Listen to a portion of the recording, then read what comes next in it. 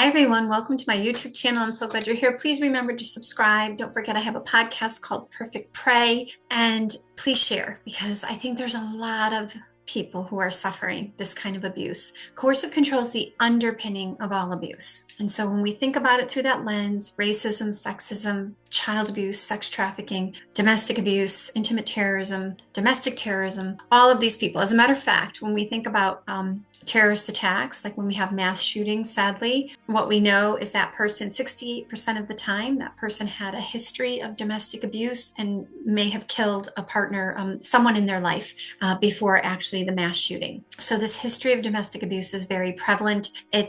These are character traits. So this message today is for everyone, but certainly for therapists. How do we begin to really discern the difference between the perpetrator, the predator that's in our office, and the victim? And what can we do in these circumstances? Because, I don't believe in black and white thinking. I think abusers actually believe in things are good or bad.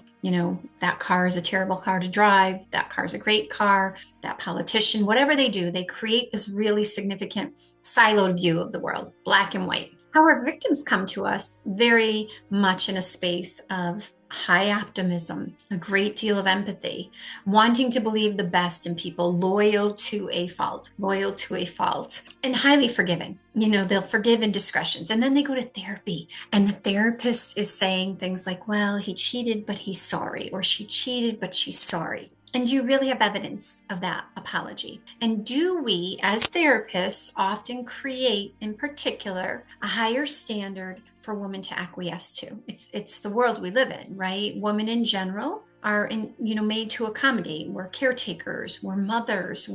These are all, biologically made parts of us. And then we live in a society where, what we know about women is that when they're frustrated or overwhelmed, they're called angry, or maybe the B word, right? And the reality is that assertiveness is not respected in the world if you are a woman, right? So that being said, two people come into your office, and let's just assume that the male is a perpetrator. I'm not saying that men cannot be victims. You guys know I say all the time, men can be victims. But really what we know is that women and children suffer this at the greatest rate. And if we don't help them first, how are we going to help everybody else? Come on. This is like the breast cancer conversation, right? I talk about that in my TEDx. Breast cancer impacts women more. We know it impacts men, but nobody has a problem using the pink ribbon campaign and saying that it impacts women more, because it does. So that being said, if we came through that lens and we have two people in our office, are we really discerning if there's a dominance issue going on? Is there one person exhibiting dominance over the other? And again, in maybe perhaps a covert way. It doesn't have to be overt. It can be very covert. It can be an experience of one person maybe always managing the money and being in charge of the money, or one person being made to manage all of the money.